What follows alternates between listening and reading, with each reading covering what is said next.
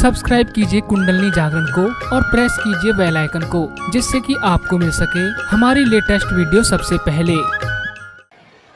शक्ल फर्क हो जाए, आप एकदम पहचान सकते हैं कि योगी जन है। आंख में चमक होगी, मुंह पे रौनक होगी, एक अजीब हंसता हुआ फूल जैसा चेहरा हो, एक मस्ती होगी। जैसे कहा गया है कि जब मस्त हुए फिर क्या बोले।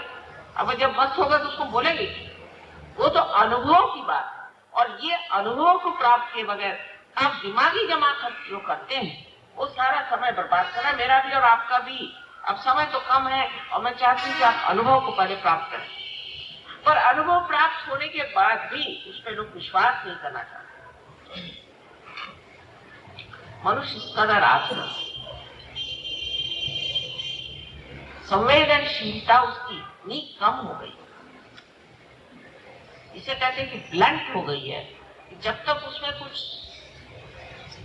सेंसेशन नहीं दिया जाए उसकी समझ में नहीं आता। इसलिए आजकल का जो म्यूजिक चलता है वो ऐसा सुंदर नहीं होता है, जो सेंसेशन होना चाहिए, जिससे आदमी की खोपड़ी में घुस के, सर में घुस के, कान में घुस के, नाक में घुस के, किसी तरह से जाके वो नर्व में घुसे। जब तक कोई सेंसेशन नहीं होगा न्यूज पेपर नहीं क्यों पड़ेगा, उसमें वो सब कौन मारा, किसने डाका डाला, फलाना किया, वो दिखेंगे, जिससे कि आप में सेंसेशन आए। तो सेंसेशन खोपड़ी में जाने नहीं वाला। तो संवेदनशीलता क्यों कम हुई? क्यों किसी चीज पे विश्वास नहीं। जब आपके अंदर चैतन्य की लहरियां बहने लगी और जब आपको शांति प्राप्त हो, तो भी आपको विश्वास नहीं होता कि आप पार हो गए। वजह यह कि आपको अपने ही ऊपर विश्वास नहीं, पहली बात, और दूसरा जो होता है ऊपर विश्वास नहीं। अगर आपको अपने ऊपर विश्वास होता तो इतनी संवेदना देने की कोई जरूरत ही नहीं पड़ती। लेकिन इतना ब्लंट हो गया है आज का इंसान, इतना ब्लंट हो गया कि उसको कोई चीज अगर मिल भी जाए तो भी उसको उसकी संवेदन शक्ति जागरूक नहीं है, वो विश्वास नहीं करता कि ये चीज हो।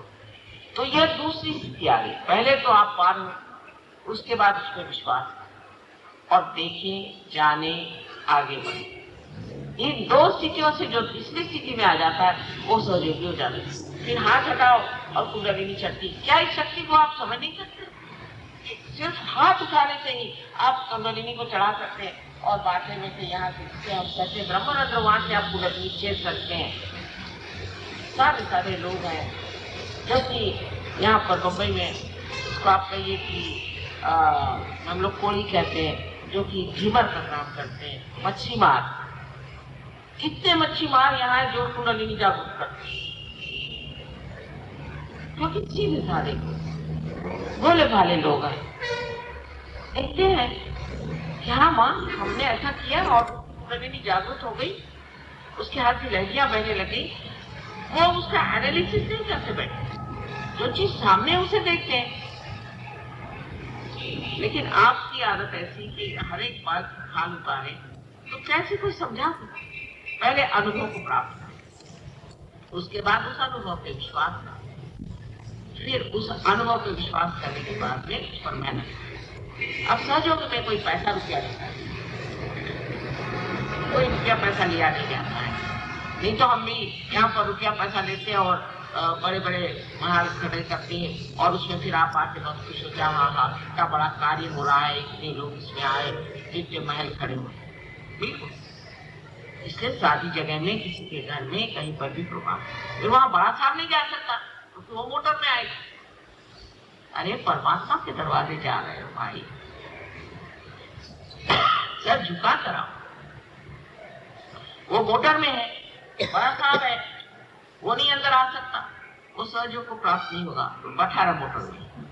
परमात्मा भी अगर मोटर में बैठना है तो पांव से जूता उतार करके, सर झुका करके। तो तीसरा जो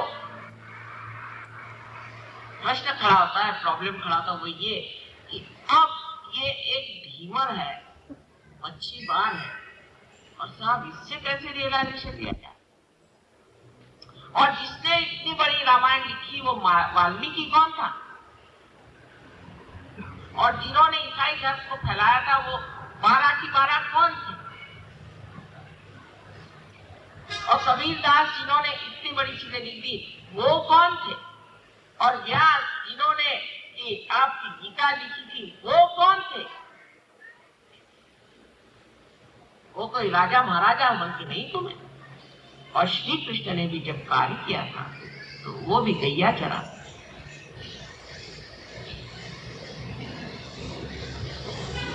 आप लोगों को यही तो मुश्किल है समझाना कि भाई ऐसी जगह जहाँ कुटिया हो, जहाँ जिस तरह से भी परमात्मा कार्य हो रहा है, वहां जाओ, बैठो, मेहनत करो, वहां पाओ। लेकिन आप तो ये सोचते हैं कि भाई इस घर में कहते तो गोबर से लिपा पुता हुआ घर है, इसमें माता जी कहते वहां जाओ, वहां तो ठीक से छप्पर भी नहीं। आप परमात्मा के आकाश के नीचे जाना चाहते हैं। ये सब चीजें कोई महत्व की होती ही नहीं है। जो अवलिया होता है उससे कुछ समझता है क्या? हम अपना हाल बताएं, हमें तो पता नहीं चलता कौन सा आराम है, कौन से कहाँ रहते हैं, क्या रहते हैं। यहाँ भी रख दीजिए, आप कहिए तो यहीं सो जाए। ये क्या बड़ी महत्वपूर्ण चीजें हैं? क्या ये उठा के हम ले जाएंगे? जब 4 कहार उठा के ले जाते हैं तो किस तरह से उठाते हैं? लेकिन सत्य को जब हम नहीं जानना चाहते हैं तब ये सब बहानेबाजियां चलती हैं। उससे आगे फिर ये भी बात चलती है कि वहां हम गए थे तो सहयोगी ने हमसे कहा कि तुम्हारा फलाना चक्र ठीक नहीं है और ऐसा ठीक नहीं है और तुमको ये ठीक करना चाहिए। अरे भाई, आप अपने ठीक करने गए, आप पेशेंट है ना? वहां कोई इलेक्शन नहीं हो रहा है कि साहब आइए, साहब बैठिए, साहब आप हमारे वोट दीजिए। कोई नहीं, आपको अपना वोट देना है, खुद आपको अपने को पाना है, अपने को शक्ति देनी, अपने को उन्नत करना है, खुद को प्राप्त करना है, किसी और के लिए नहीं। न फिर ऐसी हालत में एक विद्यार्थी की दृष्टि से, एक पेशेंट की दृष्टि से आप आए, कोई भी हो, वो साधु है, संत है, योगी है, महाजन है। पहले जमाने में आपके देश में कोई भी साधु संत किसी राजा के यहाँ चला गया तो आसन पे उसके चरणों में आते थे। आपको शिवाजी का उदाहरण मालूम है, जब रामदास स्वामी उनके यहाँ पहुंचे भीख मांगने तो उन्होंने सब अपना सारा साम्राज्य उनके झोली में डाल दिया। ऐसे ऐसे महान लोग हमारे देश में हो गए, यही सामने हो गए। अब मराठों में ऐसे देखती हूँ मैं कौन शिवाजी को जो मानते हैं, कौन एक करने वाला मिले तो। शिवाजी को मानने का मतलब है शिवाजी जैसे होना।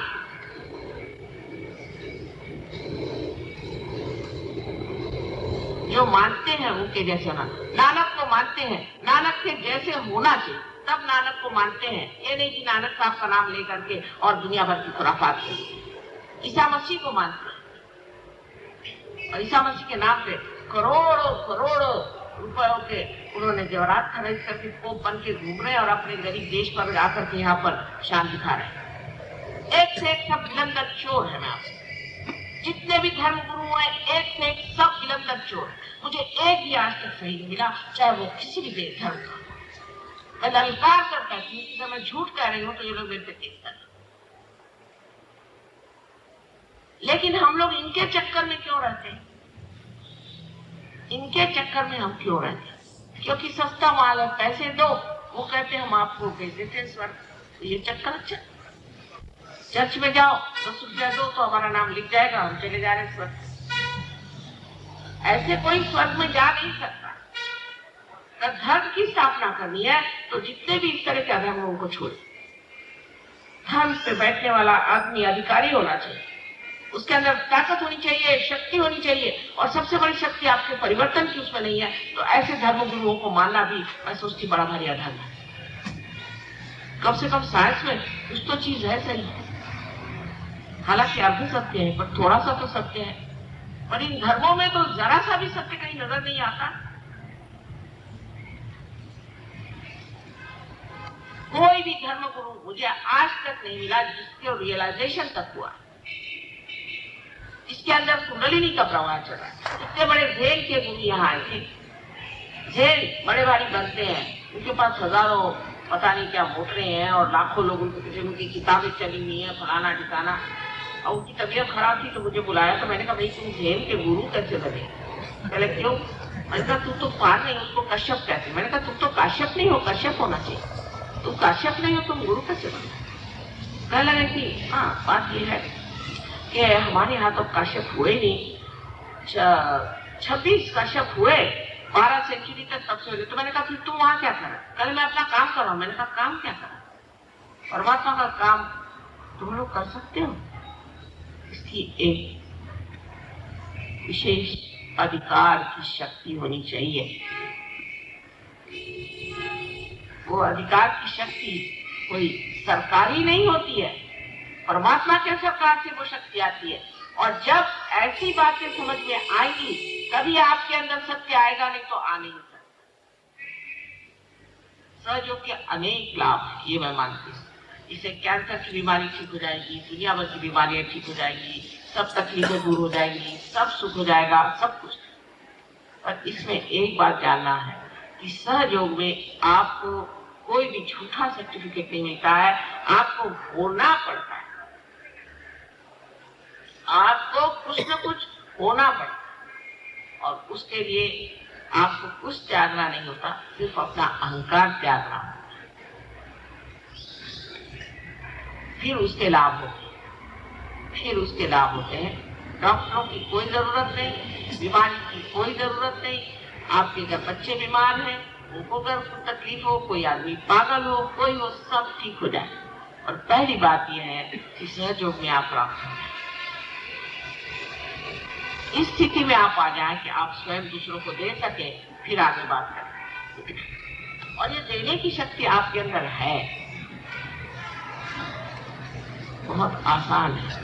इस बम्बई शहर में न जाने आज मेरे ख्याल से करीबन 16 वर्ष हो गए होंगे मैं मेहनत कर रही हूँ।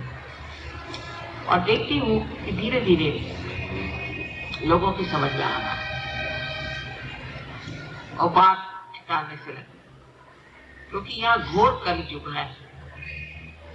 घोर कलयुग में जरूर इंसान परमात्मा की ओर झुकता है, लेकिन बाकी जो दोष हैं कि हमेशा गलत चीज को, असत्य को सत्य मान लेना, उसके कारण ही वो सहयोग में उतर नहीं पाते। आप सबसे एक ही कहना है, मैं यहाँ एक ही दिन के लिए आई हूँ, उसमें कितना कह सकती हूँ कि सत्य का वर्णन, अनुभव का वर्णन करिए। कोई झूठ मूठ कहे, हाँ मैं तो पार हो गया, मेरे वाइब्रेशन आ गए, मैं तो जानती हूँ। और आप क्यों झूठ, अपने से क्यों झूठ बोल, अपने को ज्यादा क्यों दे रहे हैं? एक नई व्यवस्था है, इसे की रूहानी व्यवस्था कहते हैं, जो कि परमात्मा की व्यवस्था है। उस व्यवस्था में आने से आप समझ जाइएगा कुछ भी नहीं करना पड़ता, सब वही करता है, सब वही देखता है। सिर्फ जो आनंद मिल रहा है उसको पीना चाहिए और मजा उठाना चाहिए। फिर कोई जरूरत नहीं किसी की, फिर कुछ मांगना नहीं रह जाता है, फिर देना ही बन पड़ता है। और अकस्मात एक देने वाला बड़ा इंसान। ये बहुत सारे लोग बनने वाले और बनेंगे, लेकिन आप उनमें से हैं कि नहीं, ये आपका निर्णय है। आपकी स्वतंत्रता के आगे नहीं मैं उसको ललकार सकती हूँ, पर मैं उसका पूर्ण तरह से स्वीकार करती हूँ। और आदर के साथ ही कहना है, अपनी स्वतंत्रता में आपको पाना है, कोई जबरदस्ती से नहीं, स्वतंत्रता में आपको पाना है। और बहुत आसान चीज है, आप जमीन पर बैठे हैं चाहे कुर्सी पर बैठे हैं, उनके आप उतार ले बस। आता पहिल्यांदा प्रथम म्हणजे प्रसन्न चित्त असलं पाहिजे।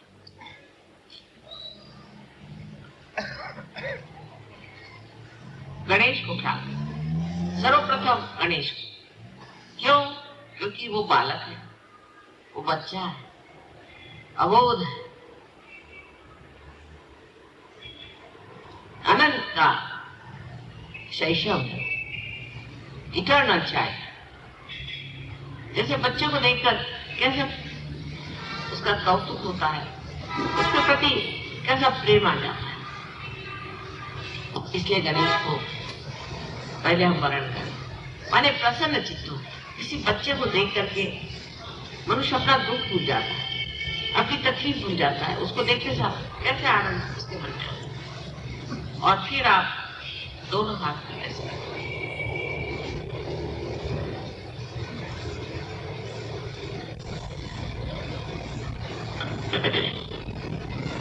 अब आंख को बंद करें।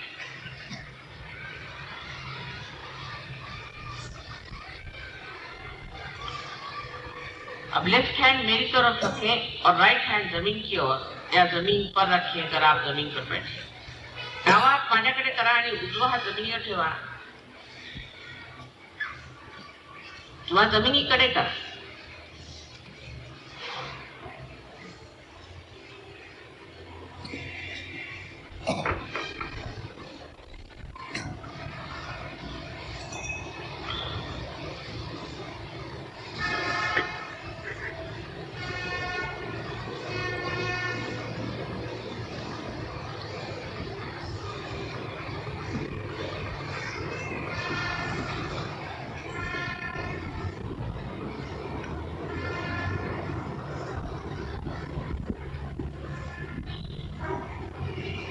आंख बंद कर लें। आंख बंद कर लें।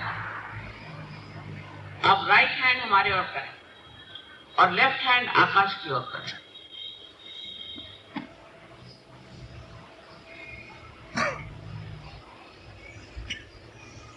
और मन में कहें कि मां मैं आत्मा हूं। Please say in your heart, Mother, I am the Spirit. उजवा हात माझ्याकडे, डावा हात वर आणि मंत्र म्हणायचा, श्री माताजी मी आत्मा आहे असा मागे, like this, backwards, backside.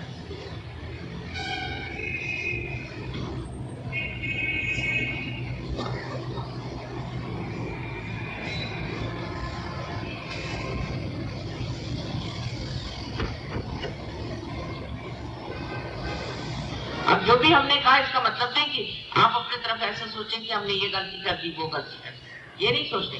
जो भी कर दी तो कर दी। इस वक्त वो पिछली बातें तो सोचने की नहीं है, हो गया सो हो गया। इस टाइम सिर्फ ये सोचने का है कि हमें अपनी कुंडलिनी जागृत करके और परमात्मा तक पहुंचना है, बस। अब दोनों हाथ आकाश की ओर करें,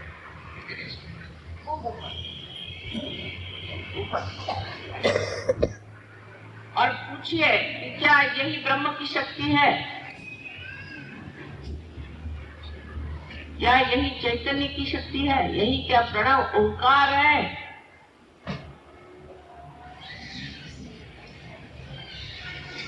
जो चारों तरफ फैली हुई है, यही परमात्मा की प्रेम की शक्ति है। अब विचार कीजिए। अब दोनों हाथ में रखो।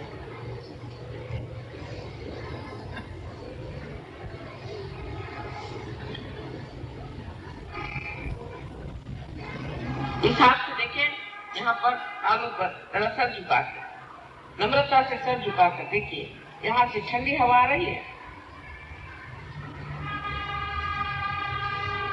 तालू पर टाळूवर बघा, हात असा फिरवून थंडगार वारा येतोय का? आता उजवा हात माझ्याकडे, राइट हैंड मेरे, लेफ्ट हैंड से देखिए।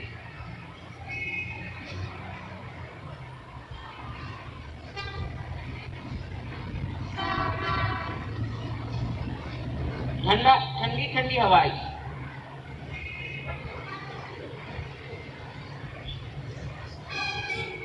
ये आदि शंकराचार्य ने कहा है सलीलम सलीलम, वर्णन किया है। हाँ देखिए आ रही है। आप इन लोगों के हाथ में ऐसे करें,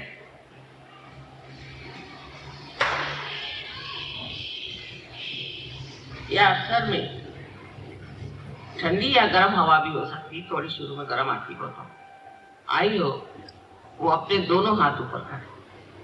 ज्यांच्या दोन्ही हातात किंवा डोक्यातून थंडगार वाऱ्या आला असेल त्यांनी वर दोन्ही हात करायचे, हातात किंवा तुम्ही मुंबईत पार झाले तुमची धन्य आहे बा. आमचे नमस्कार सगळ्यांना नमस्कार. सबको नमस्कार.